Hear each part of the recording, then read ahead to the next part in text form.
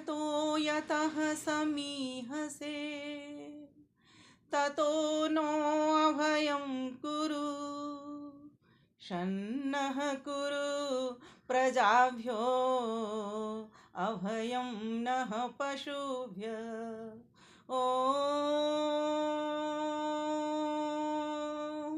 नमस्ते अस्तु आयते नमो अस्तु परायते नमस्ते प्राणतिष्ठत आसीनायोत ते नमः आसीनायोत ते नमः। अमर कॉलोनी आर्य समाज नई दिल्ली से बहुत ही सुंदर दिव्य भव्य कार्यक्रम चल रहा है। अति सुंदर, अति प्रेरक, अति मधुर भजनों के माध्यम के द्वारा बहुत ही सुंदर सुंदर सभी मेरी परिचित बहनें, माताएं, भाई यहाँ पर जुड़े हुए हैं। सभी को मैं अपना हार्दिक नमन वंदन अभिनंदन करती हूँ। और बहुत ही सुंदर संचालन और संयोजन दोनों बहनें मिलकर के परस्पर प्रीति पूर्वक करती हैं। आदरणीय पूजा सलूजा जी और आदरणीय बहन सुनीता रसोत्रा जी, दोनों को भी मैं नमन अपना करती हूँ। और अमर कॉलोनी समाज को मैं अपना मानती हूँ। जैसा कि मैं हर बार कहती हूँ, हम आप भले ही मुझे कहते हो संत नगर से हूँ, लेकिन मैं अपने आप को अमर कॉलोनी की मानती हूँ। मेरे को बड़ा अच्छा लगता है जब मैं अमर कॉलोनी आर्य समाज के इस कार्यक्रम में जुड़ती हूँ। और इस बार जब हम बस से गए थे ना, मोदी जी जब आए थे उस कार्यक्रम में, उस जन्मोत्सव पर, कितना आनंद आया था हमको। ऋषि बोधोत्सव था जो कार्यक्रम, कितना बढ़िया उन्होंने स्पीच दी थी, आनंद आ गया। तो सब मिलजुल करके ऐसी प्रकार से चलते रहें, बढ़ते रहें। और आज मुझे एक बात और पता चली, आज पूजा बहन जी की नाती या नातिन, किसी का जन्म दिवस इन्होंने लिखा था मुझे। नाती मतलब बेटी का बेटा है ना, तो दौहित्र हो गया, वो दौहित्र हो गया। है ना, हमारे यहाँ उत्तर प्रदेश में नाती उसको कहते हैं पोते को, मतलब बेटे के बेटे को कहते हैं। जैसे पंजाब में नाती बेटी के बेटे को कहते हैं, हमारे यहाँ पर उत्तर प्रदेश में बेटे के बेटे को कहते हैं नाती, और नातिन बेटे की बेटी को कहते हैं। तो थोड़ा सा इसमें कोई अंतर तो है नहीं बहुत अधिक। तो आइए हम विषय की ओर चलते हैं। पूजा बहन जी का जो नाती है, या और भी किसी का और का भी होगा कोई भी, उसके लिए भी मैं खूब खूब भगवान से प्रार्थना करती हूँ, शुभ आशीष देती हूँ उनको, और शुभकामनाएं और बधाई भी प्रेषित करती हूँ। परमात्मा सबको उत्तम स्वास्थ्य दे, लंबी आय दे, और साथ ही साथ उनकी दिशा प्रशस्त करे वेद की, जिससे कि उनकी दशा हमेशा अच्छी बनी रहे। अपने दादी या फिर जो कहो नानी, या फिर कहो माता, या कहो पिता, उनकी जो अच्छी वैदिक राह है, सच्ची सीख है, उसको मानने वाले बच्चे हों। क्योंकि वेद कहता है अनुव्रतः पितुः पुत्रो मात्रा भवतु सम्मना जाया पत्ते मधुमती वाचम वनम भदत भद्रया। तो कहा जाता है कि जब हमारा ऐसा परस्पर सभी सदस्यों का, परिवार के सदस्यों का व्यवहार होगा, पुत्र का माता पिता के प्रति होगा, आज्ञाकारी बच्चे होंगे, तो कहा जाता है फिर ऐसे घर के भीतर परिवार हमारा बहुत सुंदर हो जाता है, और उनको नित्य प्रति माता पिता का, नाना नानी का आशीर्वाद मिलता है, और आशीर्वाद के कारण वो फलीभूत होते हैं, फलते हैं और फूलते हैं। तो उस बच्चे को मेरा बहुत बहुत आशीर्वाद, और आप सभी परिवारी जनों को, प्रियजनों को भी बहुत बहुत शुभकामनाएं और बधाई कहती हूँ। इसके बाद आते हैं हम अपने,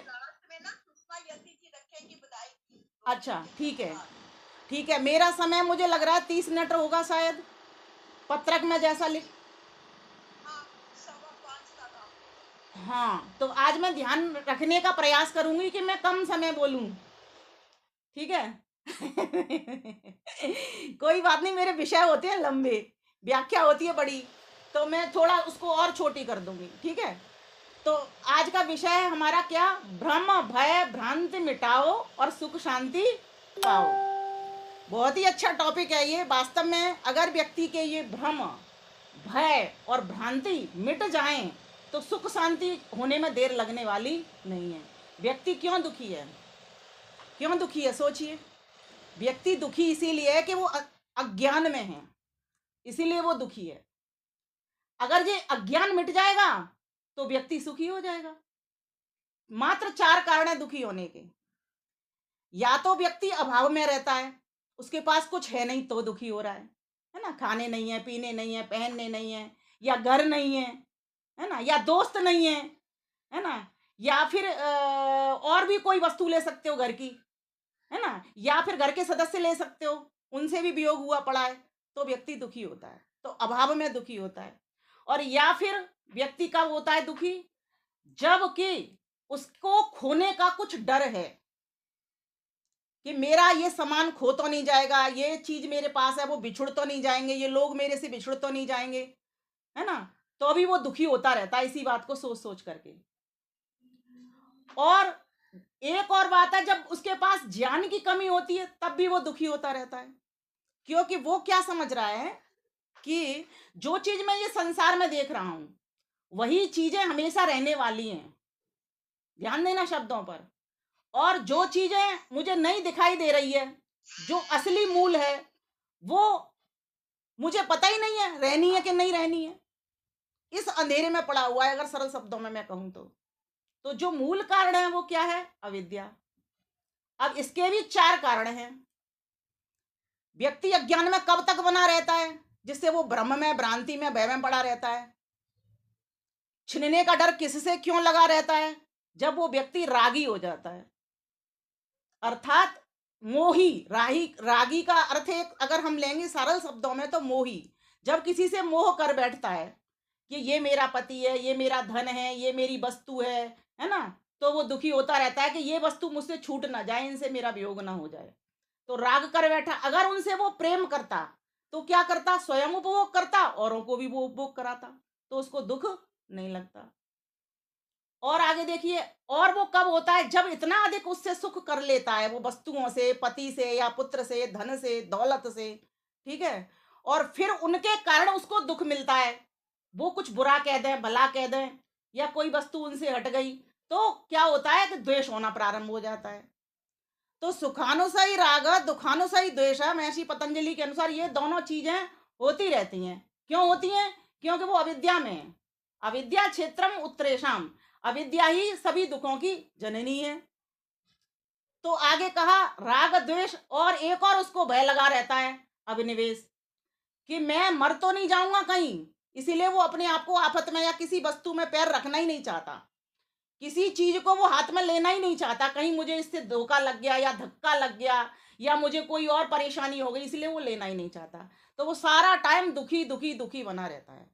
अगर व्यक्ति के पास से ये अविद्या हट जाती है, जो वस्तु जैसी है उसका ज्ञान हो जाता है, उसका विवेक हो जाता है, उसका उल्टा ज्ञान नहीं रहता या भ्रम वाला ज्ञान नहीं रहता, हम समझ रहे हो ना, तो व्यक्ति सुखी हो जाता है। इसीलिए आप आज देखोगे कुत्रा पे कोपी सुखी ना, कहीं भी कोई भी आपको सुखी दिखाई नहीं दे रहा है, हर कोई दुखी है, किसी ना किसी बात को लेकर के दुखी है, चाहे धन की बात हो, चाहे किसी संतान की बात हो, चाहे किसी से बोलने व्यवहार वार्ता व्यवहार की ही बात हो, उसमें भी इतने झगड़े कर लेता है, मन मुटाव करके बैठ जाता है।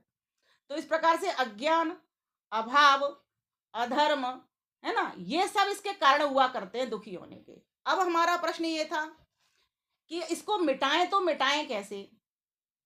तो हमारे वेदों के भीतर भी बहुत सारे मंत्र आते हैं इसके, क्योंकि व्यक्ति इन भ्रम से भय से तभी छूटेगा जब वो अभय हो जाएगा। इसका उत्तर अर्थात अभय होना जरूरी है। अब अभय कैसे होगा, अभय मीन्स भय का अभाव, भय से रहित कैसे होगा वो, जब उसको विशुद्ध ज्ञान होगा, शुद्ध ज्ञान होगा कि मैं कौन हूं और मेरा मेरा शरीर ये क्या है, क्या आत्मा मेरा शरीर है या शरीर मेरी आत्मा है, या फिर ये दोनों अलग अलग तत्व हैं, या फिर ये संसार क्या है। जब उसको शुद्ध त्रैतवाद का ज्ञान होगा, वेदों का सिद्धांत पता होगा उसका, तो फिर वो भयभीत नहीं होगा, क्योंकि उसको पता है सारे दुख क्यों हो रहे हैं। वो अपने आप को जो मैं आत्मा हूं उसको शरीर मान करके बैठ गया है। ये छीनने का, लुटने का, पिटने का, खोने का, वियोग होने का ये दुख क्यों हो रहा है, क्योंकि उसने अपने आप को किसके समान समझ लिया, शरीर के समान समझ लिया, इसलिए वो दुखी होता रहता है, भ्रम में पड़ता रहता है। तो बहुत सारी मेरे पास शंकाएं और इसके बहुत सारे वेद मंत्र, जैसे अभयम मित्राद अभयम जातात अभयम परोक्षात, है ना, अभयम नक्तम अभयम देवान सर्वा आशा मम मित्रम भवंतु। इसके लिए हम प्रार्थना भी करते हैं भगवान से, लेकिन प्रार्थना के लिए से तो काम चलता नहीं जब तक पुरुषार्थ नहीं किया जाए, समझ रहे हो ना। तो वो पुरुषार्थ कौन सा है और कौन से वे भ्रम हैं जिनमें आदमी जी रहा है। तो जैसा कि मेरे पास निवेदन आया था पूजा बहन जी, सुनीता बहन जी का, और भी बहनों का, और बहुत सारे प्रश्न भी आए हुए हैं, तो मैं चाहती हूँ आज आपको इस तरह से व्याख्या ना करके उस भ्रमों को लेकर के मैं व्याख्या करूं, तो आप ज्यादा लाभ उठा पाएंगे उससे। तो पहला भ्रम लेते हैं। एक प्रश्न मेरे पास आया है कि भटकती आत्माओं को शांति मिलती है अगर हम बामनों का पूजा पाठ करें, तो क्या ये बात ठीक है? जो आत्माएं, कुछ लोगों का ऐसा मानना है, प्रश्न ये है, कहना ये चाह रहा है वो बंदा, उसने अपना नाम नहीं दिया है यहाँ पर, कि जो भटक रही हैं आत्माएं उनकी शांति ब्राह्मण को खिलाने से मिलती है। वो इस तरह का प्रश्न रखना चाह रहा है। तो क्या ये बात सही है अगर मैं आपसे पूछूं तो आप में, हैं? गलत है, अवैधिक बात है ये। क्योंकि आप देखो क्या, हाँ, पहले इसका निराकरण किया जाए। पहले तो इसी बात का निराकरण करती हूं मैं कि भटकती आत्मा होती भी है कि नहीं होती है, तब तो आगे उत्तर पे चला जाएगा। तो पहले हम ये समझेंगे, जब व्यक्ति इस शरीर को छोड़ता है तो आत्मा का क्या हाल होता है, ये समझने की बात है। आत्मा कहाँ जाती है और किसके पास जाती है? तो एक बात ध्यान से समझ लेना, वैदिक दर्शन हमारा क्या कहता है कि जब शरीर से ये आत्मा निकलती है, तो आत्मा निकलती है, शरीर तो मृत प्राय हो जाता है, जिसको कहते हैं, मतलब प्रेत माने मर गया, लाश हो गई, डेड बॉडी जिसको कहते हैं। और जो आत्मा है जो कभी मरती नहीं, लेकिन मरती तो नहीं, लेकिन क्रिया व्यवहार किन से करती है? इन इंद्रियों से करती है ना, मन से करती है, बुद्धि से करती है, और इन हाथ पैरों से करती है, इनसे करती है। तो जब ये शरीर था वो तो इसमें से वहीं पड़ा रह गया, और जो आत्मा निकल गई वो ईश्वर की शरण में चली गई। आत्मा को शरीर से निकालने वाला भी ईश्वर है, और शरीर में डालने वाला भी ईश्वर है, और शरीर को ढालने वाला भी ईश्वर है, शरीर को पालने वाला भी ईश्वर है। ये बात ध्यान से समझना। इसीलिए आत्मा भटक ही नहीं सकती, क्योंकि वो चल नहीं सकती, वो फिर नहीं सकती, वो तो ईश्वर के पास बैठ गई। देखो, जब आत्मा ये निकल जाती है, आपने दो चीजें पढ़ी होंगी या सुनी होंगी किसी विद्वान से भी, और हम दर्शनों में भी इस चीज को पढ़ते हैं कि जब आत्मा ये निकल जाती है तो ये सुप्त हो जाती है। जैसे व्यक्ति सो जाता है ना, कुछ काम नहीं कर सकता, ऐसे सुप्त जैसी, बेहोश जैसी हो जाती है। बेहोश आदमी से आप कहो आंखें खोल, तो खोलेगा? नहीं खोलेगा। ठीक इसी प्रकार से आत्मा का व्यवहार हो जाता है, वो अपने आप ना चल सकती, ना फिर सकती, ईश्वर के नियंत्रण में वो रखी रहती है। ईश्वर जब चाहेगा उसके कर्म के अनुसार उसको वैसे माता पिता में रख देगा। एक होता है अनुशयी जीव, वो जीव कब रखा जाता है? जैसे एक पेड़ है ना, जैसे जल है, जैसे अग्नि है, वायु है, वहां जाकर के उस आत्मा को ईश्वर टिका देगा अपने संरक्षण में। वहां भी वो आत्मा भटकेगी नहीं, कुछ भी नहीं करेगी, क्योंकि हम जो क्रियाकलाप करते हैं मन से करते हैं और बुद्धि से करते हैं। तो ये तो हो गया आत्मा का फंडा। या तो आत्मा मुक्ति का आनंद भोग रही होती है, या शरीर से निकल करके जो बद्ध आत्मा होती हैं वो ईश्वर के नियंत्रण में रहती हैं। जब ईश्वर उनके कर्मानुसार उनके माता पिता देखता है, उस चोले में उसको उनको धारण करा देता है। इसलिए इस बात को दिमाग से निकाल दीजिए, आत्माएं भटकती नहीं है, पहली बात। अब लोग यही, जब बात ही खत्म यहाँ हो जाती है वैसे तो, पर लोग ऐसा मानते हैं क्योंकि उनको शुद्ध वेद का ज्ञान नहीं है। तो वो कहते हैं ब्राह्मण को खिला दो, जिससे तुम्हारे घर से जो गई हुई आत्मा है उसको शांति मिल जाएगी। जब श्राद्ध दिवस आते हैं, हमारे पितृ तर्पण के दिवस, तो कितनी चर्चाएं इसकी चलती रहती हैं कि कोई भी जीवात्मा जब यहाँ से चला जाता है वो वापस उस चोले में नहीं आता। जब उस चोले में नहीं आता तो उस घर में भी नहीं आता। अब मान लीजिए मैं इस शरीर को छोड़ जाऊंगी, तो क्या मैं इस घर में आऊंगी? क्या मैं इस पिंड के भीतर भी आऊंगी? क्या ऐसा शरीर मुझे मिलेगा? क्या ये मानव योनि मुझे मिलेगी? ये प्रश्न बहुत सारे हैं। तो कहने का मतलब आत्मा कभी भी भटक नहीं सकती बिना ईश्वर की परमिशन के। जब तक ईश्वर उसको नए चोले में नहीं धारण कर देता, भटकते कब है? जैसे अब हम शरीर में तो भटकेंगे, जब हम अब इस शरीर में तो भटक सकते हैं। किसी ने कह दिया जी वो वहां वो संगठन अच्छा है उसमें चले जाओ, किसी ने कह दिया जी वो मंदिर अच्छा है वहां चले जाओ। अब हम भटक सकते हैं जब हमारे पास मन है, बुद्धि है, तब भटक सकते हैं। जब हमारा मन बुद्धि भी ईश्वर के ही नियंत्रण में है, जो सूक्ष्म शरीर है ना हमारा, वो भी ईश्वर के ही नियंत्रण में हमारा रहता है, तब तक वो आत्मा कुछ भी कर नहीं सकती, जो अंतःकरण हम लेकर के जाते हैं। इसलिए ये समझने की बात है यहाँ पर कि आत्मा कभी भटकती नहीं है, और न ब्राह्मणों के खिलाने से वो संतुष्ट हो सकती है, लेकिन ये क्यों कह दिया जाता है? कई बार मैंने देखा है कुछ परिवार के लोग उनकी ब्राह्मण की कही हुई बात को ऐसे समझ करके मन में संतोष कर लेते हैं, मन में संतोष कर लेते हैं और निश्चिंत हो जाते हैं। बस इतनी सी बात है, वो निश्चिंत हो गए जी, अब हमारी आत्मा, परिवार का जो सदस्य गया उसकी आत्मा भटकेगी नहीं, हमने ब्राह्मण को खिला दिया, उनको शांति मिल गई। लेकिन ये निश्चिंतता फिर आपको भ्रम की ओर फेंकती रहेगी।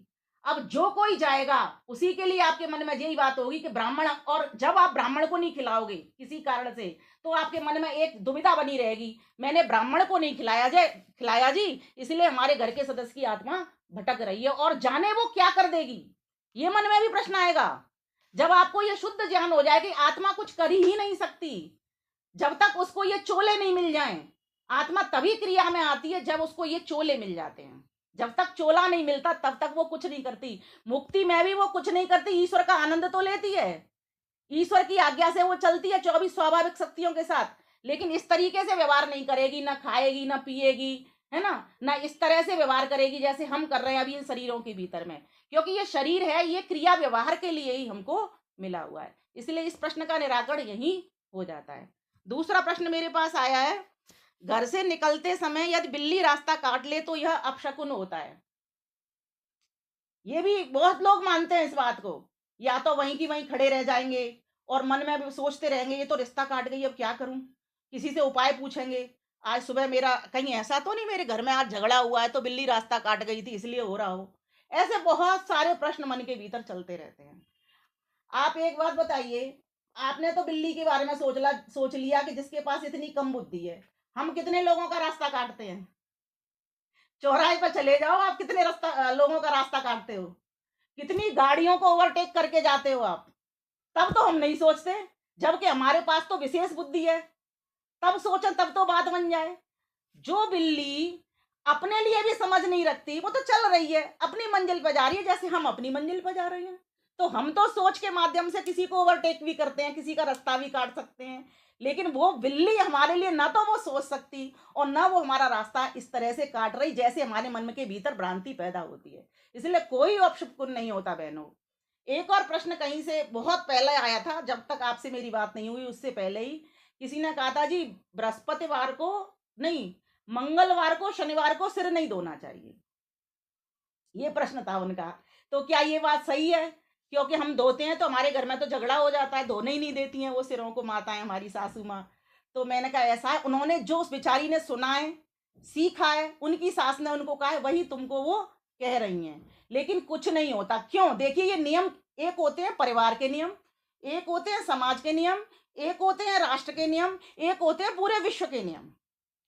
जैसे सूरज पूरब में निकलता है, ये पूरे विश्व का नियम है ना। और ऐसे ही राष्ट्र का नियम, राजा ने जो नियम बना दिया कि इस तरीके से आपको मर्यादा में रहना, वो राजा का राष्ट्र का नियम है।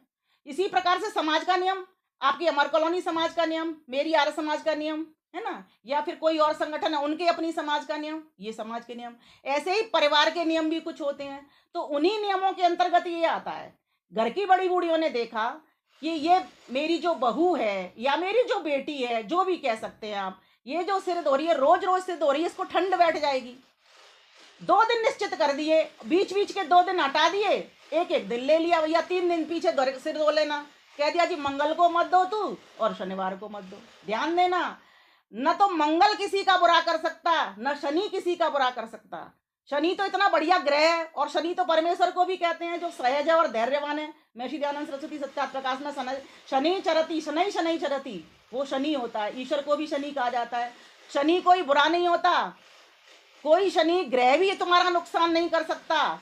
तो सोचो सभी बार कैसे बुरा हो गया, ये सभी की सभी बार हमारे उपयोग के लिए मिले हैं, अपने हमारे व्यवहार के लिए मिले हैं, हमारे उपभोग के लिए मिले हैं। सभी बार बहुत अच्छे होते हैं। किसी की तो चांदी हो रही है शनिवार को, है ना, और किसी का मंगल होते हुए भी बुरा हो रहा है।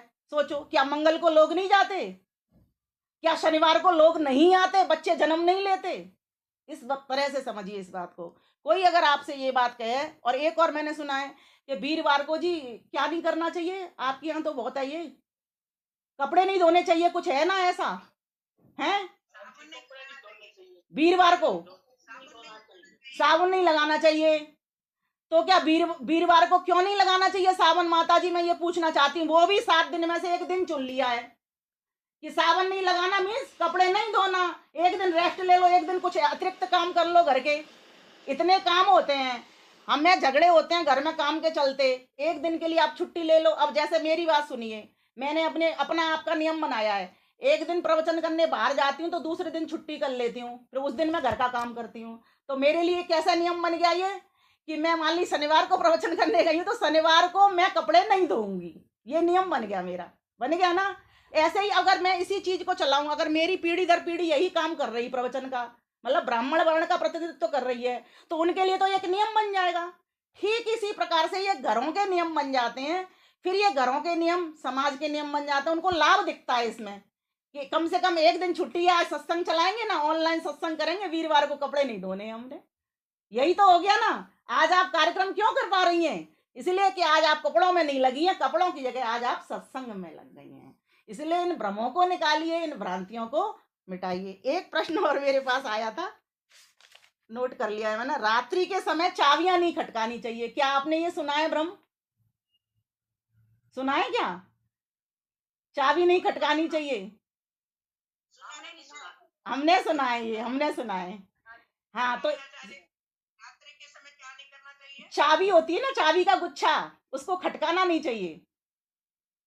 कई स्टेट्स में ऐसे लोग सोचते हैं कि खटकाना नहीं चाहिए। तो उसके पीछे कितना सुंदर लॉजिक है। भैया अब तो हम यहाँ पे सो रहे हैं, तुम शोर क्यों कर रहे हो? चाबियों को क्यों बजा रहे हो? चाबी क्या, कुछ भी नहीं शोर करना चाहिए जब व्यक्ति सो रहा है। रात के समय की तो बात है ये।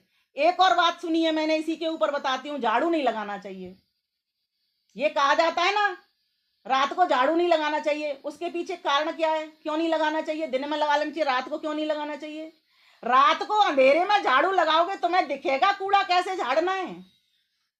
तब अंधेरे थे जब लाइट नहीं थी, अब लाइट आ गई तो लगाने में क्या बुराई है? पूजा बहन जी, शौक से लगाइए। मेरी काम वाली बड़ी मुझे शिक्षा देती है, कहती है दीदी, मैंने कहा बेटा इस कूड़ा हो रहा है, अभी गेस्ट आए थे बहुत सारा कूड़ा हो गया, नहीं झाड़ू नहीं लगाते। मैंने कहा तू नहीं लगा रही तो मैं लगा देती हूँ, सफाई तो करनी पड़ेगी, नए गेस्ट के लिए तो सफाई देनी पड़ेगी। अब जो दूसरा गेस्ट आने वाला है, मेरे घर में चैनल वाले आते हैं, अब एक चैनल वाला निकल करके गया, उसके पैरों से जो कूड़ा हुआ या जहाँ झूठन पड़ी, हम बर्तन उठाते हैं कि नहीं, सफाई करते हैं, पूरे घर को वैसा की वैसा करते हैं, तब दूसरा चैनल वाला आता है तो दूसरा उसको सफाई साफ सुथरा देते हैं।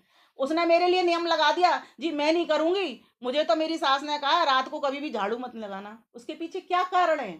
उसके पीछे कारण यही है कि तुम अंधेरे में लगाओगे तो कूड़ा साफ दिखाई नहीं देगा। क्यों इस कूड़े को उड़ाना? रात तो सोने के लिए बनाई है, घर तो दिन में लगा लो। क्योंकि कई बहुएं क्या करती हैं, दिन में नहीं करती, जिस काम को जिस समय करना चाहिए तब नहीं करती। तो उनके लिए एक नियम बना दिया गया कि सुबह का काम है ये, तो तुम इस सुबह के काम को रात को कर रहे हो, और वैसे भी अंधेरा हो रहा है तब तुम झाड़ू लगा रहे हो। तो वो उसको लकीर का फकीर बन करके, पत्थर जैसे नींव होती है, नींव समझ करके उसके परंपराओं का पालन करना प्रारंभ कर देते हैं। इसीलिए कोई बुराई नहीं है, रात को लगाओ, दिन में लगाओ, लेकिन नियम से सुबह सुबह जरूर झाड़ू लगाओ। एक और था कि सुबह ही सुबह स्त्रियों को स्नान करके ही घरों रसोई के भीतर प्रवेश करना चाहिए। ये बहुत अच्छा नियम है, इसका मैं स्वागत करती हूँ। अब छोटी आयु के बच्चे हैं, नवविवाहिता हैं, वो किस तरह के रहते हैं, सोते हैं, क्या करते हैं, उनको स्नान करके ही रसोई में प्रवेश करना चाहिए। ये बहुत बढ़िया अच्छा नियम है, इसमें कोई भ्रम नहीं है। अब इसको आप उस भ्रम की कोटि में नहीं डाल सकते।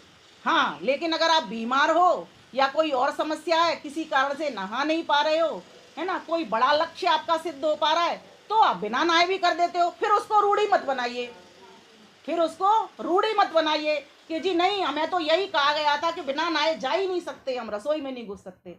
भाई ट्रेन छूटी जा रही है किसी की, और तुम उसके लिए खाना बना करके अगर बिना नहाए भी दे दो तो कोई बुराई नहीं है। अपने हाथ धो लो, अपनी वस्त्र बदल लो, और क्या करोगे ज़्यादा से ज़्यादा, तो ये सब कर सकते हैं।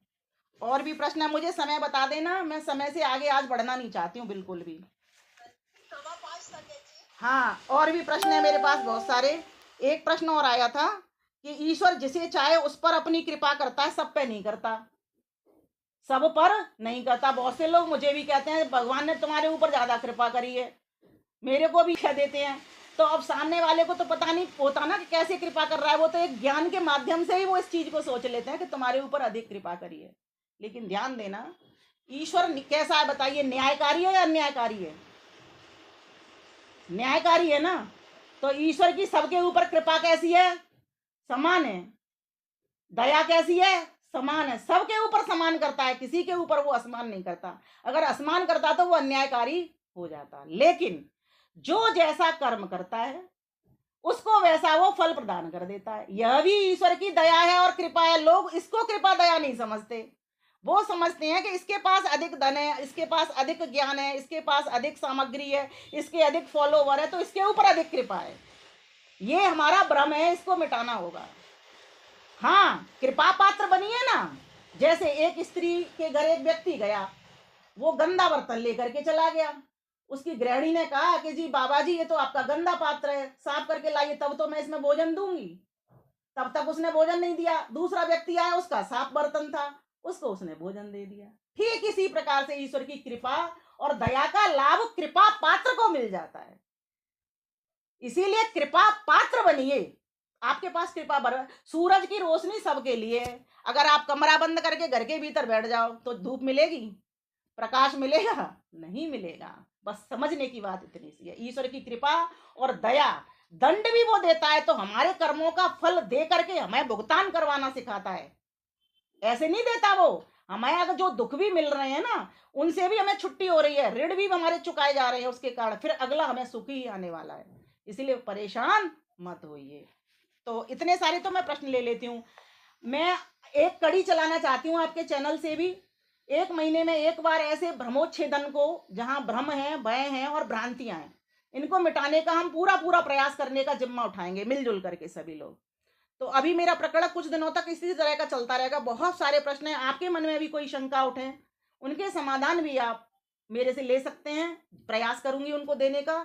और मेरे पास ना लिस्ट भी भेजें प्रश्नों की, अच्छा हो कोई ऐसे, क्योंकि बहुत सारी चीजें एक साथ नहीं आती। तो जब आप प्रश्न भेजेंगी तो मैं उत्तर देने में समर्थ हो पाऊंगी। तो आज के लिए प्रश्न तो इतने ही, उत्तर इतने ही। अगर और भी कोई प्रश्न आपको, हाँ हाँ, चलिए इसका निराकरण कर देती हूँ। ये भी बहुत अच्छा प्रश्न है। और देखिए, प्रश्नकर्ता बहुत अच्छा होता है जो ऐसे प्रश्न करता है। मैं उसके लिए भी धन्यवाद देती हूँ, क्योंकि उसके मन में ये सही विचार आया। क्योंकि व्यक्ति देख क्या रहा है? वो यही तो देख रहा है, किसी को खिला देते हैं, वो सामने दिख रहा है, इसका पेट भर गया, उसकी आत्मा को संतुष्टि मिल गई, है ना। और यज्ञ में जो डाला जा रहा है वो उसको दिखाई नहीं पड़ रहा। माना कि अगर वो उस पर विचार करे तो उसे पता लग जाएगा कि इस अग्नि का स्वभाव क्या होता है। अग्नि का स्वभाव होता है, कोई भी पदार्थ उसमें डाला जाता है, जो 4 प्रकार की वस्तुएं डाली जाती हैं, वो सिर्फ एक व्यक्ति को नहीं मिलती, अनेक व्यक्तियों को मिल जाती हैं। आपने जो 1 किलो भोजन बनाया, तैयार किया जिस सामग्री से, वो उससे तो 10 लोगों का पेट भरा। ठीक, जैसे रोटी ली, घी ली, सब्जी ली, है ना, जितनी सामग्री सामान लग लिया, उतने ही पैसों का आपने अगर घी लिया, सामग्री ली, समिधाएं ली, है ना, और जो व्यवस्था की हवन में, मान लीजिए आपने 10 लोगों का भोजन कराया, 1000 रुपए का सामान आपने लग गया भोजन बनाने में, तो 10 लोगों का पेट भर गया। अब वही 1000 रुपए की सामग्री आपने अग्नि में डाल दी, हमने कुंड में डाल दी, तो सिर्फ 10 लोगों का पेट नहीं भरता, 10,000 लोगों तक वो आहुति पहुंच जाती है। और देखिए, वहां तो आपका राग भी हो सकता है, 10 लोग आपके रिश्तेदार भी हो सकते हैं। मान लीजिए, मैं तो कहती चलो रिश्तेदार को छोड़ दो, दुखी ही लोग समझ लो, ठीक। लेकिन यहाँ तो आप दुखियों को भी दे रहे हो, सुखियों को भी दे रहे हो, मित्र को भी दे रहे हो, शत्रु को भी दे रहे हो, सभी तक वो आहुति पहुंच जाती है। मना नहीं है कि भूखे को मत खिलाओ, भूखे को भी खिलाओ। लेकिन अगर आप दोनों की तुलनात्मक अध्ययन करने पर जाओगे तो यज्ञ कार्य के द्वारा जो आहुति पहुंचती है उससे बहुत बड़ा पुण्य होता है, क्योंकि अग्नि का स्वभाव होता है सबको समान मात्रा में वितरण कर देना। तो ये इसका निराकरण निकल करके आता है। इसीलिए हमको यज्ञ कार्य तो नित्य प्रति करना चाहिए। गरीब को खिलाना भी यज्ञ है, लेकिन वो एक छोटी आहुति है और ये एक बड़ी आहुति है, बृहद आहुति है। इसलिए गरीब को भी खिलाएं और यज्ञ भी करें। लेकिन अगर जहां तुलना की बात आ जाए, अब मान लीजिए गरीब आपके घर के दरवाजे पर खड़ा हुआ है, भोजन दीजिए लेकिन यज्ञ मत छोड़िए, क्योंकि आपने एक ही को थोड़ी भी खिलाना है, आपने तो हजारों लोगों को सुख पहुंचाना है ना, रोगियों के दुख मिटाने हैं ना। अभावग्रस्तों को भाव देना है ना, धन संपत्ति देनी है ना, इसलिए सब तक वो आहुति पहुंचे, सबकी वायु शुद्ध हो, सबका जल शुद्ध हो, सबका अन्न शुद्ध हो, तब तो जाके बात बनेगी। इसीलिए अगर तुलना करेंगे तो यज्ञ कार्य तो, इसीलिए उसको वेद ने, मेरी भाषा नहीं है, शास्त्र कहता है इस बात को, यज्ञो वही श्रेष्ठतमम कर्म, यज्ञ ही है, अग्निहोत्र यज्ञ ही है जो सर्वश्रेष्ठ कर्म है। तो इसका मतलब वो जो रोगी दुखियों को, रोगियों के लिए वो भी श्रेष्ठ कर्म है, लेकिन इसको तो सर्वश्रेष्ठ कह दिया। क्यों? क्योंकि ये 1000 हाथों में आहुति पहुंच जाती है, और बिना इस भाव से कि मैं दे रहा हूं, ईश्वर की आहुति है, ईश्वर की आहुति स्वाहा स्वाहा स्वाहा समर्पण किया जाता है व्यक्ति। और पूछ सकते हैं आप कोई प्रश्न हो तो, नहीं तो फिर मैं और आगे बढ़ जाती हूँ मंत्र पर। आचार्य जी मेरा एक प्रश्न है जी। जैसे आम हम सुनते हैं कि जैसे बेडरिडन पेशेंट है, काफी समय से है, उनके हाथ से दान दक्षिणा के या उनका मतलब ऐसा करे तो उनको मुक्ति मिल जाती है, क्या ये सही है? देखो, मुक्ति और शांति दोनों में अंतर है। एक होती है सांसारिक शांति, एक होती है परमात्मा वाली शांति, दोनों में बहुत बड़ा अंतर है। आपके घर में कोई व्यक्ति बीमार है, कई जगह पे मैंने देखा है गौ दान करवा देते हैं, जो ज्यादा बुजुर्ग व्यक्ति होता है ना, गौ दान करवा देते हैं, बहुत अच्छी बात है, करवाना चाहिए। तो स्वस्थ से भी तो करवाना चाहिए, सिर्फ रोगी से ही क्यों? पहला प्रश्न तो ये उठाएं, रोगी से भी करवाएं, लेकिन मुक्ति उससे नहीं मिलेगी। मुक्ति देखो, ध्यानपूर्वक इसको नोट करके रखिए, मुक्ति कब मिलती है? जब हमारे 5 क्लेश दग्ध बीज हो जाएं, अविद्या, अस्मिता, राग, द्वेष, अभिनिवेश, 5 क्लेशों से जब व्यक्ति की निवृत्ति हो जाएगी, और शुद्ध उपासना, कम से कम गृहस्थियों के लिए बता रही हूं, गृहस्थी तो खैर मुक्त हो ही नहीं सकते, क्योंकि हाँ मुक्त होंगे गृहस्थी, ऐसा नहीं है, लेकिन जब वो वानप्रस्थ में जाएंगे, जब वो सन्यास को धारण करेंगे, क्योंकि गृहस्थ में क्या है, व्यक्ति मुक्त हो ही नहीं सकता, इतने सारी चीजों से लदा बड़ा पड़ा रहता है, बंधा पड़ा रहता है, कि मुक्त चाहे तो भी नहीं हो सकता। मैं कितना भी ज्ञान ले लूं, मैं कितनी भी उपासना में बैठ जाऊं, लेकिन फिर भी मेरे क्लेश मिटते नहीं दिखाई देते, न मेरा अविद्या मिटती है, न मेरा राग मिटता है। भाई राग कैसे मिट जाएगा? कौन चाहेगा मैं बिछुड़ जाऊं किसी से? कोई नहीं चाह सकता जब तक गृहस्थी में। हाँ, जब अकेला हो जाएगा तब तो अकेला हो ही गया, अपनी मर्जी से जब सन्यासी बन गया या वानप्रस्थी हो गया, तब तो वो अकेला हो ही गया, तो उसको कोई भय नहीं है, तब उसको कोई भय नहीं है। तो इसीलिए ये बात कहना ठीक नहीं है कि मुक्ति, मुक्ति तो 2 कारणों से मिलती है, 5 क्लेश खत्म करो और भगवान की शुद्ध उपासना करो। और आप पूछिए, और क्या पूछना चाह रही थी? ये तो हो गई मुक्ति का उपाय, कि मुक्ति गरीब को है, जो अगर किसी को दान दे दे तो उससे मुक्ति नहीं मिलेगी, हाँ उससे घर वालों को शांति मिलेगी। अगर व्यक्ति में होश है, जो जाने वाला है या बीमार पड़ा हुआ है ना, तो उसको शांति मिलेगी, मैंने किसी को कुछ दिया, तो इससे ऑटोमेटिकली हमारी रेज काम करती है कि उसको मन में शांति भी होगी कि मैं कुछ किसी को दे पाया, तो उसका थोड़ा थोड़ा उसको असर आएगा। क्योंकि ज्यादा रोगी हम मानसिक होते हैं पहले, तब जाकर के शरीर पर रोगी होते हैं। मान ली कोई व्यक्ति बरसों से बीमार पड़ा हुआ है, ठीक है, और उसको जब ये सबर आ जाता है कि मैं किसी का कुछ कर पा रहा हूं इस देह से, तो उसको भीतर भीतर सुख की अनुभूति होती है, फिर वो अपने शरीर की चिंता के अलावा औरों के शरीर की चिंता करना प्रारंभ कर देता है। तो इस रूप से उसको शांति मिलना अवश्य शुरू हो जाता है, लेकिन मुक्ति उसकी इस तरह से किसी की भी नहीं हो सकती, उसकी क्या, रोगी की क्या, स्वस्थ की भी नहीं हो सकती। हम लोगों को भी क्या करना पड़ेगा, अपने 5 क्लेश दग्ध बीज करने पड़ेंगे, बुने। दग्ध बीज का अर्थ होता है जैसे किसी बीज को बूंद दो ना, अंकुर नहीं फूटे।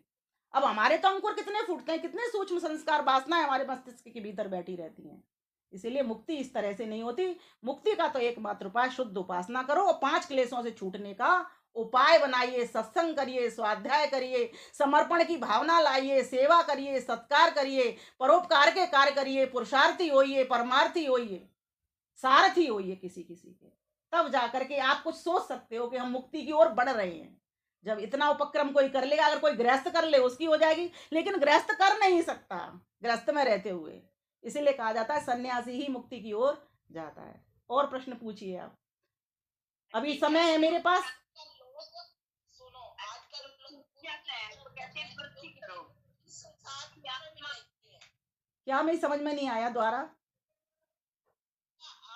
लोग गुरु जी की तरफ जा रहे हैं, जो कि संसार में भी नहीं है, लेकिन भीड़ बहुत उधर जा रही है। देखो उसके पीछे क्या कारण है, किसी को भी शुद्ध ज्ञान नहीं है, किसी को भी। शुद्ध ज्ञानी है, जो दौड़ रहा है, भाग रहा है, भ्रमित हो रहा है, मैं इधर जाऊं। मैंने कई ऐसे परिवार देखे हैं, बेटा कहीं दूसरी जगह जाता है, पत्नी कहीं दूसरी जगह जाती है, बहू कहीं दूसरी जगह जाती है, एक परिवार में 5 मेंबर होकर के भी एक जगह नहीं जाते हैं। अब आप क्या कहोगे ऐसे लोगों के बारे में? इसका मतलब बहुत गहरे अंधकार में है। तो क्या करना होगा ऐसे लोगों के लिए? आप प्रकाश कीजिए जितना कर सकते हो, जिस तरह से कर सकते हो, वाणी से कर सकते हो, लेखनी से कर सकते हो, पुस्तकों के माध्यम से, ऋषि महर्षियों के ग्रंथों के माध्यम से आप प्रकाश कर सकते हो। तो उनका दौड़ना भागना, वो तो लोग बोले हैं, है ना, उनको क्या दोष है, उनका परिवार यही करता आया, आगे भी वो देखते आए हैं, है ना। अब हमारा काम बनता है, जिनको इतना बोध हो चुका है कि बोध वाले ग्रंथ उन तक पहुंचाएं और प्रेम पूर्वक पहुंचाएं, और उनको कोई काट करके नहीं पहुंचाएं, उनको जोड़ने की भावना से और इस इच्छा से पहुंचाएं, ये भी मेरे भाई बंधु हैं, उनको सच्चा ज्ञान पहुंचाएं। लेकिन कई लोगों के पास इतना संस्कार जमा हुआ होता है, आपकी बात वो मानने तैयार नहीं होंगे। जैसे कि अब मैं उदाहरण के लिए कह दूं आपको, स्वामी श्रद्धानंद का जीवन कैसा पतनकारी हो गया था। स्वामी दयानंद से इतना शंका समाधान करने के बाद भी ईश्वर पर विश्वास नहीं हुआ उनको, जब तक उन्होंने स्वविवेक से अपना चिंतन बाद में नहीं उठा लिया। और किस शब्द के ऊपर? कि मैं कौन होता हूं विश्वास कराने वाला, ईश्वर की जब तेरे ऊपर कृपा होगी तो वो स्वयं तुझे विश्वास कराएंगे। ये कोट पढ़ते हो कि नहीं, आप सुनते हो कि नहीं? स्वामी श्रद्धानंद वाला कोट सुनते हो कि नहीं? सभी से सुनते हो ये कि क्यों? क्योंकि व्यक्ति जब तक अपना स्वविवेक नहीं कर लेता कि मैं जिस दिशा पर जा रहा हूं वो कितनी ठीक है, क्या भेड़ चाल तो नहीं है, जब तक वो स्वविवेक नहीं करता, जब तक अपने आर्ष ग्रंथों ऋषियों के ग्रंथों के पास नहीं बैठता, जब तक सच्चे गुरु नहीं मिल जाते उसको, तब तक जाकर के वो ऐसे ही भटकता रहता है, कभी इधर भागेगा, कभी इधर भागेगा, कभी। अच्छा, एक बात बताती हूँ मैं आपको, ये मंदिरों का निर्माण क्यों हुआ, इससे आपकी विषय क्लियर होगा। ये मंदिर क्यों बनाए जाते हैं? क्या मंदिर बनाना बुरी चीज है? नहीं ना, मंदिर तो अच्छी चीज है। स्वामी श्रद्धानंद ने कहा था एक ऐसा हिंदू राष्ट्र मंदिर होना चाहिए जिसके ऊपर वेद मंत्र, गायत्री मंत्र अंकित हो, जिसके भीतर 25,000 लोग एक साथ बैठ सकें, जिसमें रामायण का, गीता का, महाभारत का, दर्शन का, सभी का, वेदों का, ऋषिकृत जितने भी ग्रंथ हैं उनका, ईश्वर की वाणी का, सभी का व्याख्यान होना चाहिए और उपदेश भी होने चाहिए, नित्य प्रति यज्ञ होना चाहिए, एक तरफ गौशाला होनी चाहिए, एक तरफ मल्ल युद्ध कुश्ती करने के लिए, शरीर को सुदृढ़ करने के लिए गौशाला, वो अखाड़े होने चाहिए। ये वर्णन उन्होंने दिया है। तो मंदिर बनना तो बहुत अच्छी बात है अगर ये सब काम होते हैं तो।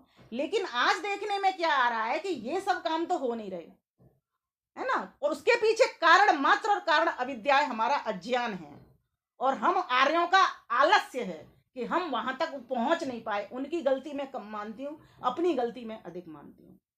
आज हमें जागने की बहुत बड़ी आवश्यकता है कि हमको उन साहित्यों को, ग्रंथों को किसी न किसी तरीके से हमको अधिक से अधिक प्रचार प्रसार करना चाहिए। कोई बात नहीं, एक व्यक्ति नहीं मानता, कोई बात नहीं, जब समय होगा तब मान जाएगा। मनवाना किसी को नहीं है, आपने अपनी बात रखनी है? तो एफर्ट्स आप ही पहले कर सकते हो, मान लो। नहीं, सभी करेंगे। देखो क्या होता है, मैं 5 बातें सिखाया करती हूँ सभी को। सहयोगी बने, बोलो मेरे साथ, सहयोगी बने, बोलिए। उपयोगी बने, उद्योगी बने, निरोगी बने और योगी बने। जब तक व्यक्ति इस फंडे को नहीं अपना, जरूरी थोड़ी है आप जान ही जान देना है आपने। मान ली कोई विदुषी बहन है, उसको बुलाइए ना अपने मंदिर में, इस तरीके से आपको लगता है उसकी वाणी का प्रभाव जा सकता है, उसकी वाणी से करवाइए ना बात को। सहयोगी तो आप हो सकते हो, समाज के लिए आप उपयोगी तो हो सकते हो, और इतना उद्योग तो आप कर सकते हो, इतना पुरुषार्थ तो आप कर सकते हो। फिर तो कहने का भाव यहाँ पर इतना सा ही आता है कि जब हम ये ठान लेंगे, मन में संकल्प ले लेंगे। देखो सुनो, किसी भी भीड़ में आप ये बताइए, पूरी दुनिया विद्वानों से भरी पड़ी यार समाज के, से आप लेके जाइए एक विद्वान को, कोई नहीं जाएगा। कोई तरीका देखना पड़ता है कि हमें किस तरीके से कोई चीज पहुंचानी है। ईसाई मिशनरीज क्या करती हैं, वो हमारे हिंदू बहन भाई जो गरीब हैं, है ना, उनके पास पहुंचती हैं, छोटे छोटे पत्रक लेके देती हैं, उनसे कुछ नहीं कहती वो कि चर्चा हो, कुछ नहीं है, बस पत्रक दे आती हैं चुपचाप। हॉस्पिटल्स में जाती हैं, वो मंदिरों में जाती हैं और अपने अपने पत्रक पकड़ा देती हैं। आप इतना काम करें, विद्वान वर्ग का ये काम है। विद्वान वर्ग का ये नहीं है सोटा लेके लड़ाई करे। विद्वान हनुमान नहीं बनेगा, हनुमान कोई और बनेगा, राम कोई और बनेगा, गुरु वशिष्ठ कोई और बनेंगे, विश्वामित्र कोई और होगा। जिसके पास जैसी योग्यता है, सामर्थ्य, वो उसके अनुसार काम करेगा ना। आप मेरे से उम्मीद करो कि मैं उस भीड़ में जाऊं और एक एक लट ठोक आऊं सब में, मेरी कौन मानेगा? मेरी कोई बात नहीं मानेगा। मेरी बात मनवाने का तरीका यही है कि मैं अपनी वाणी के माध्यम से, मेरे पास अगर कलम चलानी आती है तो कलम के माध्यम से मुझे ये सब काम करने पड़ेंगे। क्या हुआ? आवाज चली गई? ओम। नहीं नहीं, आ रही है, आ रही है। हाँ जी, 2 मिनट और बचे हैं, 5:15 में। हाँ जी हाँ जी, 2 मिनट है। पूछिए और पूछिए फटाफट, मैं अपना फिर विराम करूंगी। जो ये आचार्य जी, हम्म। जब सुषुप्ति अवस्था में मेरे को तरह तरह के लोग मिलते हैं, तरह तरह के लोगों से बातें होती हैं, लेकिन नींद खुलते ही वो सब फुर हो जाता है, कुछ भी नहीं याद रहता। तो ऐसा क्यों होता है? माता जी, ये जो प्रश्न है ना, ये भ्रम का नहीं है ना भ्रांति का है, बस इतना सा है, आपको ये समझना पड़ेगा। 4 स्वप्न, सुसुप्ति में ये 4 अवस्थाओं का वर्णन मिलता है। जागृत में क्या होता है, हमारी सारी इंद्रियां आत्मा के साथ जुड़ी होती हैं। ठीक, आंख देख रही होती है, कान सुन रहे होते हैं, मुख बोल रहा होता है। अब हम जागे हैं ना, सारे की सारे, ये सारे व्यवहार कर रहे हैं आपस में, देख रहे हैं, सुन रहे हैं, जान रहे हैं, समझ रहे हैं। ये होती है जागृत अवस्था। स्वप्न अवस्था में क्या होता है, ये आंख बंद हो जाती है जब स्वप्न देखते हैं। तो पहले सुसुप्ति को समझ लो, फिर स्वप्नों को बाद में समझाऊंगी। सुसुप्ति का अर्थ होता है सो जाना। तब क्या होता है, ना आंख देखती, ना कान सुनते, है ना नासिका से गंध लेते, कुछ भी नहीं पता होता, बस सो जाते हैं। लेकिन एक अवस्था और आती है, स्वप्न की अवस्था। उसमें क्या होता है, हमारा मन और जो बुद्धि है वो एक्टिव हो जाते हैं। आंख नहीं देखेगी, कान नहीं सुनेंगे, कुछ भी बाह्य इंद्रियों से कोई काम नहीं होगा। लेकिन जो मन के भीतर जो हमारा संस्कार का चिट्ठा पड़ा हुआ है, वो एक कहानी के रूप में उधड़ उधड़ के आएगा, हमें नए नया स्वप्न दिखाएगा। और स्वप्न में क्या दिखाई देता है, जो कुछ बातें आपने, जितनी आपकी आयु हो गई तब तक आपने अपने क्रिया व्यवहार में सुनी है, देखी है, सोची है, लाए हो उसको, वो सारा एक चित्त में, जैसे एक कोठी नहीं होती अन्न की, अनाज की, वहां पर अन्न आप जमा करते जाते हो, जरूरत पड़ती है तो निकालते चले जाते हो, है ना। या फिर इसको ऐसे समझ लो, चित्त क्या है, चित्त होता है एक फैक्ट्री कपड़े बनाने की, है ना, वहां पर कपड़ा बनता है। और मन होता है उस फैक्ट्री में से कपड़े को शोरूम में लेकर के जैसे आते हैं बेचने के लिए। ठीक इसी प्रकार से जो हमारा अंतःकरण है आत्मा के साथ में, उसमें चित्त है, मन है और बुद्धि है। महर्षि पतंजलि ने चित्त और मन को एक ही कहा है, लेकिन क्रियावेद की दृष्टि से ये दो दो पार्ट में अलग अलग बट जाते हैं, चित्त और मन। तो जो क्रियावेद है वो मैं आपको समझाना चाह रही हूँ। तो जो चित्त है वो तो कोठी है, ठीक, उसमें रखा हुआ है, जमा हुआ है माल। तो जो कुछ हम सुनते हैं, जानते हैं, देखते हैं जागृत अवस्था में, ठीक है, वो सारा की सारा हमारा जुड़ता चला जाता है। ठीक, अब वो क्या करेगा, जब स्वप्न आएगा तो ये इंद्रियां तो काम करेंगी नहीं, वो धीरे धीरे, क्योंकि मन और बुद्धि एक्टिव हो रहे होते हैं वहां पर, तो वो धीरे धीरे करके एक कहानी के रूप में आपके सामने प्रस्तुत हो जाता है। जैसे माता जी ने अभी कल कौन सा सपना देखा, कभी कभी सपने याद भी रह जाते हैं, कभी कभी नहीं रहते, दोनों ही स्थिति हो जाती हैं। तो अगर माता जी को, आप में से किसी को कोई सपना याद हो तो एक बार मुझे कहिए उस बात को, तो मैं आपको फिर उसका उत्तर दूंगी कि सपने में वो कौन सी बातें आई। क्योंकि एक बात और है, सिद्धांत ये कहता है कि जो आपने कभी नहीं देखा, कभी नहीं सुना, वो कभी भी आपके सपने में नहीं आएगा। जैसे मैं कभी कभी बाबूजी के साथ जा रही होती हूँ, देख लो। घूमने के लिए जा हाँ, रही होती हूँ, तो वो मेरे साथ बातें कर रहे होते हैं, लेकिन जब मैं उठती हूँ, मेरी नींद खुलती है, तो मुझे कुछ भी याद नहीं रहता। क्योंकि तब फिर आपकी इंद्रियां एक्टिव हो जाती हैं, आपका मन जो स्वप्न में काम कर रहा था वो वासनाएं वहीं की वहीं सुप्त हो गई, सो गई। इसीलिए आप जागृत अवस्था में नहीं वो ध्यान रख पाते हो उस चीज का। कई बार लेकिन बहुत बलिष्ठता होती है, तो वो जगते वक्त भी वो चीजें याद रह जाती हैं हमको स्वप्न की। तो स्वप्न के भीतर व्यक्ति वही चीजें देखता है जो आपने, जैसे बाबूजी के साथ व्यवहार किया, आप किसी और के साथ तो व्यवहार नहीं देख रहे, बाबूजी के साथ क्यों देख रहे हो, क्योंकि आप उनकी जीवन संगनी रहे हो, इसलिए उनके बारे में आपने सोचा है, जाना है, देखा है, समझा है, और उनकी एक कहानी बनी है आपके भीतर जा करके, वो कहानी आपके सामने प्रेजेंट हो गई कि आप वार्ता कर रहे हो, व्यवहार कर रहे हो। इसीलिए स्वप्न में वही चीज आती है जो आपने कभी देखी हो, जो आपने सुनी हो, जिसके बारे में आपने सोचा हो, वही चीजें जाकर के चित्त पर जुड़ती हैं। बिना देखी, जानी, समझी, सोची कोई नहीं। मुझे अमेरिका का सीन, मैंने अमेरिका नहीं देखा, कोई भी दृश्य नहीं आएगा, कभी भी नहीं आएगा, ना स्वप्न में आएगा। हाँ, अगर मैंने किसी से अमेरिका की कोई बात सुनी है तो मुझे मेरे चित्त में जमा हो जाएगी, तो फिर हो सकता है कल को मैं अमेरिका में सैर कर आऊं, किसी ने मुझे बता दिया, मान लीजिए अमेरिका की ऐसी मार्केट होती है, अमेरिका के ऐसे लोग होते हैं, तो मेरे को पता सुन करके या देख करके या सोच करके जो चीजें हमारे चित्त के भीतर बैठ जाती हैं संस्कार रूप में, वे ही हमारे स्वप्न में आती हैं, अन्य नहीं। बिना देखी जानी सोची समझी नहीं आती। ये तो महर्षि दयानंद ने भी कहा है और सभी विद्वान भी हमको बताते चले आ रहे हैं। और भी कोई, वैसे समय हो गया है मेरा, 3 मिनट एक्स्ट्रा हो गई हैं तो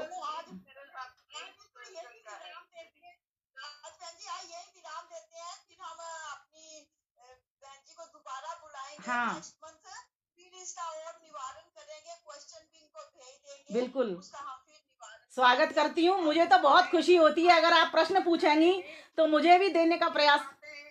आचार्य जी ये बातें हमारे संस्कार रूप में हमारे अंदर बैठी हुई होती हैं, हाँ धीरे धीरे सुषुप्ति अवस्था में निकलती हैं, कभी सुसुप्ति में भी निकलेंगी, कभी जागृत में भी। सोच लो आप, बहुत सारी बातें निकल आएंगी बाबूजी की। सपने में वही चीजें आती हैं। बिल्कुल, कभी कभी क्या होता है, जो कुछ आपने सोचा है, जीवन में धारण किया है, जो कुछ क्रिया व्यवहार किए हैं, अब होगा क्या, वो एक साथ नहीं दिखेंगी आपको। कई बार तो आपको स्वप्न ऐसा आएगा, बिल्कुल आप वार्ता कर रहे हैं उन लोगों से जिनसे मिले हैं, कई बार एक टुकड़ा कहीं का आ जाएगा, एक टुकड़ा कहीं का आ जाएगा, वो कहानी बन जाती है। कई बार ऐसे भी दिख जाएगा आपको, लेकिन वो जो टुकड़े भी जुड़ेंगे ना, वो टुकड़े भी कहीं ना कहीं आपके सोचने में, समझने में, क्रिया व्यवहार में आए हुए हैं, तब जाकर के वो टुकड़े जुड़ते हैं। बिना देखे जाने सोचे समझे भी वो टुकड़े नहीं जुड़ते। हमें पता नहीं होता, क्योंकि कितनी बात व्यक्ति याद करेगा। हमें सुबह से लेके अब तक का याद नहीं है, हमने कितनी बार पलक झपकाई, बताइए किसी को याद हो तो। कितनी बार हमने हंसे, कितनी बार हम अंदर से आंसू निकले, कितनी बार हमने कोई शोक व्यक्त किया, या क्या क्या काम कर ली हमने, कितनी बार क्या क्या चीज सोच ली, नहीं हमको याद रहता। इतनी हमारी शक्ति नहीं। क्यों? क्योंकि जीवात्मा अल्पज्य है और अपूर्ण है, इसीलिए। तो आज इन बातों का यही विराम देते हैं। चावला माता जी, मुझे बहुत अच्छा लगा आपने प्रश्न रखा, इतना अच्छा, और जितनी भी संतुष्टि हुई वो भी अच्छी बात है। नहीं हुई तो अगली बार प्रश्न लेकर के मेरे पास जरूर आना, जिससे जिससे मैं अगली बार और अच्छे से मैं आपको उत्तर दे सकूं। अगली बार के लिए रख लो उसको, समय हो गया ना, 5:20 हो गए। प्रश्न को दे देना, सुनीता बहन जी को प्रश्न पहुंचा देना आप, ठीक है? अगली बार उसका उत्तर आ जाएगा। हम इनको समय ज्यादा देंगे तो ये सबका भ्रम का निवारण करेंगी। ये बड़ी बड़ी हमारी विदुषी बहन है, स्वाध्यायशील है और हमें बहुत प्रिय बहन है हमारी। हमें भी जैसे ये कहते हैं ना अपनी आर्य समाज है, ये भी हमें अपनी बहन ही लगते हैं, इसलिए हम खुल के भी बात कर सकते हैं। मैं अपनी विदुषी बहन जी का बहुत बहुत धन्यवाद करती हूँ, इनके सबके शंकाओं का समाधान किया, निवारण किया। और ये इसी प्रकार जब भी हम इनको बुलाएंगे हमारे बीच में आप शंकाओं का समाधान आपका। तो भ्रम भय भ्रांति उपसंहार कर लो 1 सेकंड में इसका। जब ही मिटेंगे, जब ही सुख शांति आएगी, जबकि हम इन भ्रमों का निराकरण कर लेंगे, अविद्या का निवारण कर देंगे, विद्या की ओर बढ़ जाएंगे, अपने आप हो जाएगा। आप सभी का बहुत बहुत धन्यवाद। नमस्ते।